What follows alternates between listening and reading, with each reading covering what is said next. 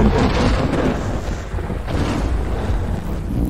up, YouTube? Don Reacts, and today we got he killed his mother and wife, then committed mass murder by Twisted Media. Shout out to him. Without further ado, let's jump right into it. 1966. An ex-Marine climbed to the top of the University of Texas's clock tower and shot over 40 people in 96 minutes. This is the story of a man who went down in American history for committing what was then the largest mass murder. The actions of this domestic terrorist left a lasting impact on the citizens of America at the time. What could have been his reason? Well, you are about to find out. Welcome back to Twisted Minds. My name is James, and today we will be looking at the case of Charles Whitman.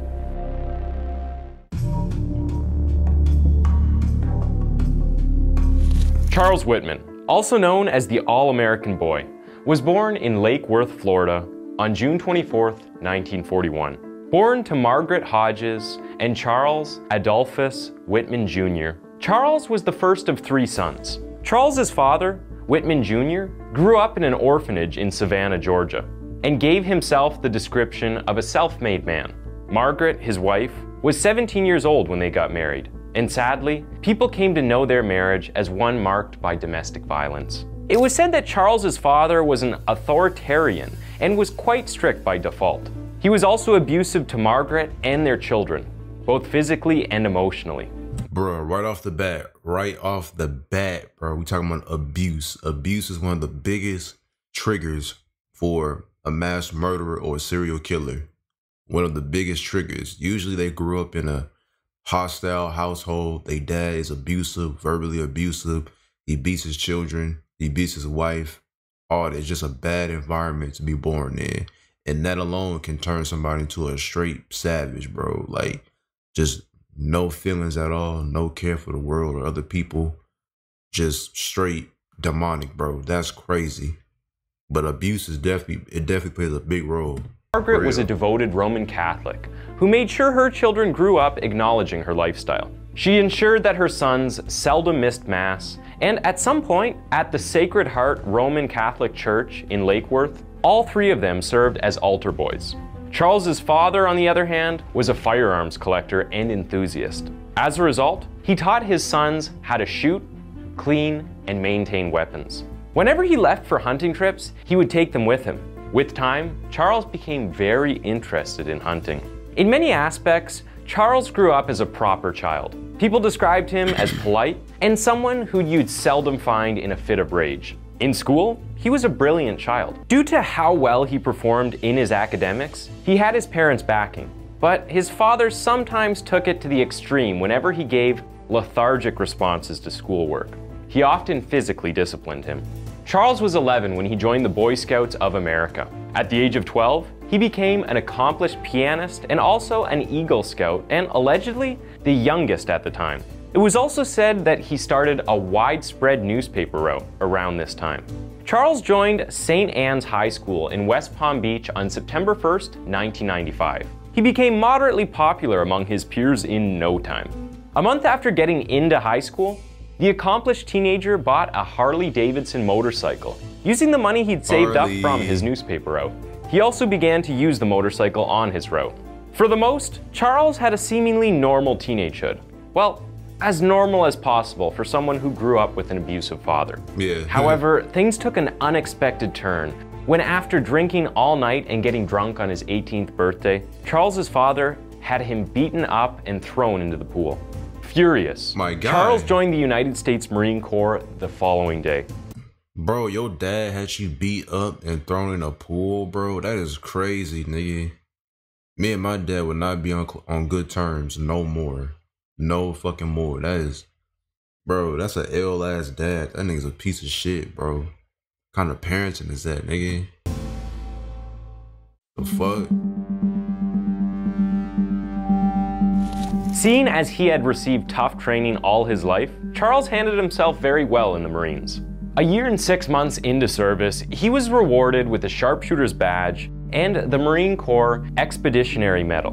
During his marksmanship tests, he got 215 out of 250 possible points. particularly in the That's areas crazy. of shooting swiftly over long distances and at moving targets. After completing his service in the Marines, Charles applied for United States Navy and Marine Corps scholarship program with the intention to finish college and become a commissioned officer.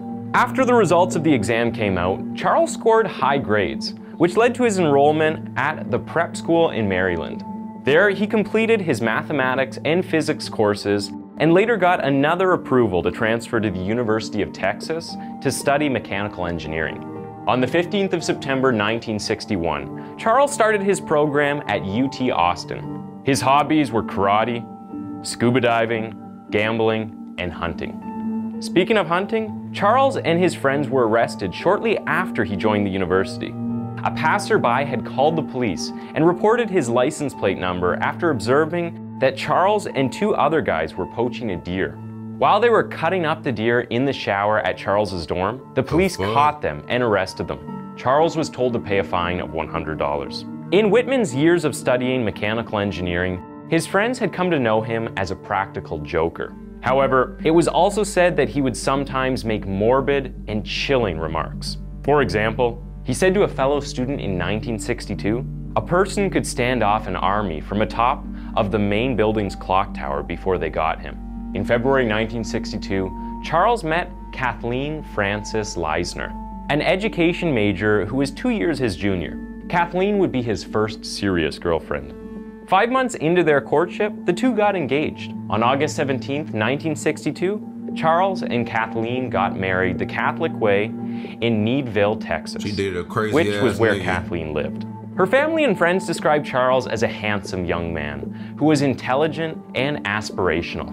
As you know, Charles started out exceptionally well, but he later began to have some academic trouble, and as a result, he lost his scholarship and therefore had to return to the enlisted ranks of the Marines. In February 1963, he went to Camp Lejeune in North Carolina to complete his 5-year enlistment. Although he disliked the fact that his college And bro, this is like a perfect mixture of just straight going crazy, like just going off the rails. Number one, you grew up in a negative household, a bad household. You got beaten by your dad. You got jumped and shit, bro. Like a whole bunch of shit happened in your childhood that's not good. That can mentally fuck you up. And then you go to the army, the Marines, whatever. You shooting guns and shit. Plus you already know how to hunt. Bruh, yeah, that's just a bad mixture, dog. Like you can already tell, without even knowing anything about this nigga, you can already tell he finna go down a dark path, bro. Like it's just like the perfect mixture of just destruction. studies had been cut short, Charles easily picked up from where he left off in the Marines as he later got promoted to the rank of Lance Corporal. When it came to serving as an example in the Marines, Charles was the man. However, he had a thing for gambling, even in service. In November 1963, he was court-martialed for gambling, usury, possession of a personal firearm on base, and threatening another Marine who owed him $30 with an additional interest of $15. He was sentenced to 90 days of hard labor and 30 days of confinement. His position as Lance Corporal was also taken away from him and substituted with that of Private Corporal. While Charles awaited his court-martial in 1963, he started to write a diary, which he titled Daily Record of C.J. Whitman. In the diary, he documented his experiences in the Marine Corps, the conversations he was having with his wife and family members, his impending court-martial, the contempt he felt toward the Marine Corps, as well as condemning them for their other inefficiencies. He also wrote about his wife and how much he missed her, and how he planned to stop depending on his father financially. In December 1964, Charles was discharged from the Marines. He then went back to UT Austin, and this time enrolled to study architectural engineering. He got a job at the Standard Finance Company, where he worked as a bill collector, and later at the Austin National Bank, where he worked as a bank teller. In January 1965, he worked as a traffic surveyor with Central Freight Lines for the Texas Highway Department. Kathleen, on the other hand, worked as a biology teacher at Lanier High School. According to Charles's friends, he revealed to them that he had hit Kathleen twice, but he didn't say why. They said that he hated himself because of that and confessed that he was mortally afraid of being like his father. In May 1966, Charles's mother, Margaret, called Charles telling him that she wanted a divorce and that she couldn't tolerate his father's physical abuse. Charles drove to Florida and made arrangements to move his mother down to Austin, which included calling a local policeman to stand outside their house while his mother packed her things. His youngest brother, John Whitman, also left with her, while the middle son, Patrick Whitman, chose to stay and work with his father. In Austin, Margaret started working in a cafeteria, and soon after, she moved into her own apartment. According to her husband, after she left, he spent over $1,000 on long-distance phone calls trying to convince his wife and their son to return to him. It was during this period that Charles began abusing amphetamines and started experiencing severe headaches as a result. He described— That's another part, bro. So not only did this nigga grow up in a bad household, went to the military, and got fucked up even more, now he's abusing drugs. It just gets worse and worse, bro. Frequent headaches as being tremendous. It just gets worse and worse. In August 1966, the thought of standing off an army from a clock tower at UT Austin came back. And this time, Charles decided to act on it. He remembered his parents' divorce and assured himself that this was one way of bringing embarrassment to his father. The day before, Charles climbed up to the observation deck at the university's clock tower.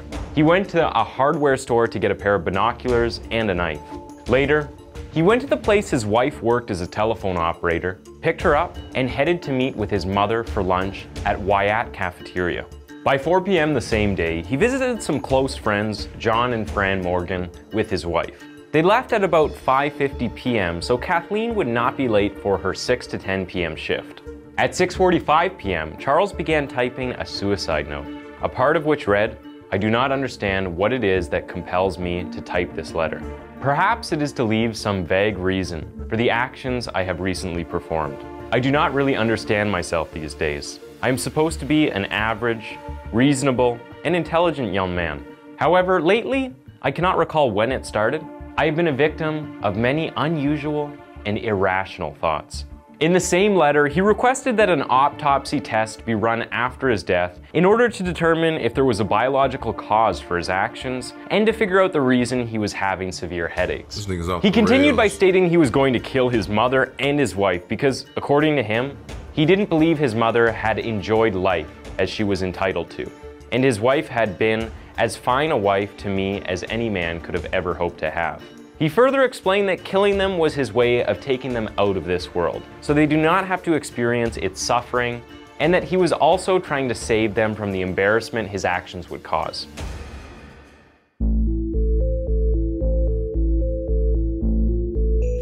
Just after midnight on August 1st, 1966, Charles drove to his mother's apartment at 1212 Guadalupe Street. According to the night watchman, it appeared that Charles got into his mother's apartment just after she had shut the door to go to sleep. Although no one knows how he killed his mother, it is speculated that he made sure she was unconscious before stabbing her. Using a rubber hose, Charles strangled his mother before hitting her on the back of the head. Afterward, he smashed the engagement ring and wedding rings on her fingers and stabbed her in the heart using a hunting knife. After killing his mother, Charles then tucked her into bed and covered her with the sheets. Before leaving her apartment, he left a handwritten note, which read in part, "To whom it may concern, I have just taken my mother's life. I am very upset over having done it. However, I feel that..." And my thing is, somebody should have gave this nigga like some fucking like therapy, some help type shit. I mean, nobody like knew anything. Y'all didn't see any red flags. So you mean to tell me this nigga's on a military base? Ain't nobody see no red flags? None. The mama ain't see it. The wife ain't see it. The dad ain't see it. With his bitch ass. Bro, like, this is... I mean, I feel like somebody should have, like, seen something, bro. Because clearly this nigga's not normal. Clearly this nigga's not normal. That if there is a heaven, she is definitely there now. I am truly sorry. Let there be no doubt in your heart that I love this woman with all my heart. Before returning home, Charles also left a short note, which he posted on his mother's front door. Whatever was on the note was supposed to forestall anyone from going into the apartment. When Charles got back home, He took out the hunting knife and stabbed his wife 5 times in the chest while she slept.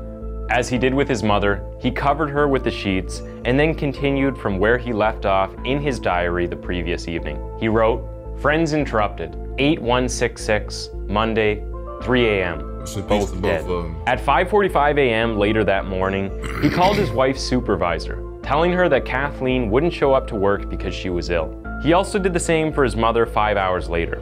After calling his mother's workplace, Charles gathered some weapons and other items and headed for UT Austin. He got there at approximately 11:35 a.m. under the guise of being a research assistant. Pointing to his bag, he told the security guard that he was going to deliver some equipment. Charles climbed up to the 28th floor of the main building's clock tower. First, he killed 3 people inside the tower. Then again, nobody's seen this nigga? Like, you mean to tell me, how did this nigga... I know he killed 3 people, but I'm pretty sure there was way more than 3 people in that fucking building, in that clock tower. You mean to tell me this nigga entered the clock tower with this big ass briefcase, killed 3 people without nobody seeing him, and going up all these flights of stairs to the top of the clock tower to shoot all these niggas down the street? I call bullshit, bro. I'm not gonna lie. Like, what kind of... So nobody's seen anything, bro? The fuck? Like, this is... Like, y'all didn't have security? Y'all didn't check his briefcase? I mean, I know it's the 60s, but damn.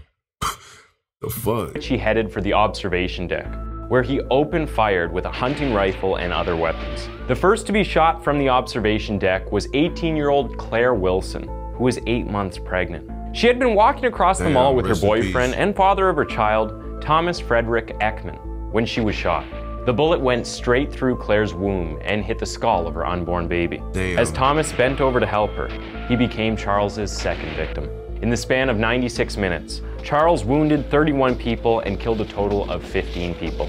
If Claire's unborn child were added to the number of people who lost their lives that day would be 16. In addition, news got out in November 2001 that one of Charles's victims had passed away after over 3 decades of battling kidney failure, one of the many effects of getting hit by Charles's sniper back in 1966.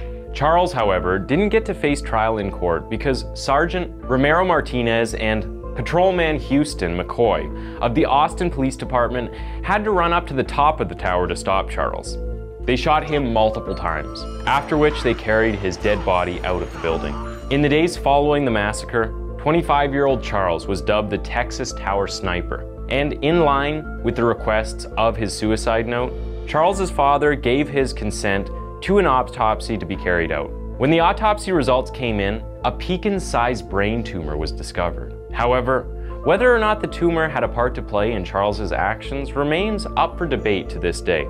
Thanks for tuning in to Twisted Minds. That was the case of Charles. Man, like, what the fuck, bro? My thing is, like, I get it. It was the 60s. It was a different time. But, like, bro, nobody's seen nothing. Nobody noticed nothing. This nigga went through all this shit during his childhood, all the way up to the point where he killed those people. You mean to tell me nobody's seen nothing, heard nothing, realized nothing? I mean, how the fuck did this nigga kill 3 people in the clock tower with this big ass briefcase in his hand, go on top, and then start shooting people from the bottom? Like, bro, what? I feel like more could have been done. Rest in peace to all those people, man. That's fucked up, bro. And what's crazy is that happened in my fucking state, bro. Because I'm from Texas, Willis, Texas. That's crazy, bro. And the dad, you a piece of shit, nigga. For real. Because you part of the reason why he fucked up. He probably got a tumor in his brain from you beating the nigga and some shit, bro. But that's fucked up, bro. Rest in peace to the victims, man. Don Reacts. I'm gonna get the fuck up out of here. I'll see y'all boys in the next one. Peace.